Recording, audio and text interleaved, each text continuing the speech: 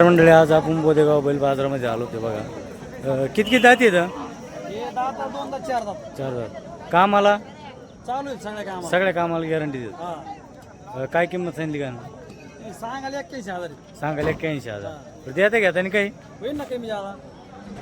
या जोडीचे हो हे दाताला दोनदा दात आहेत. हां त्याचे सांगायला 75 आहेत. सांगाल 75 होय देता घेता आणि काही कमी जास्त होणार ना.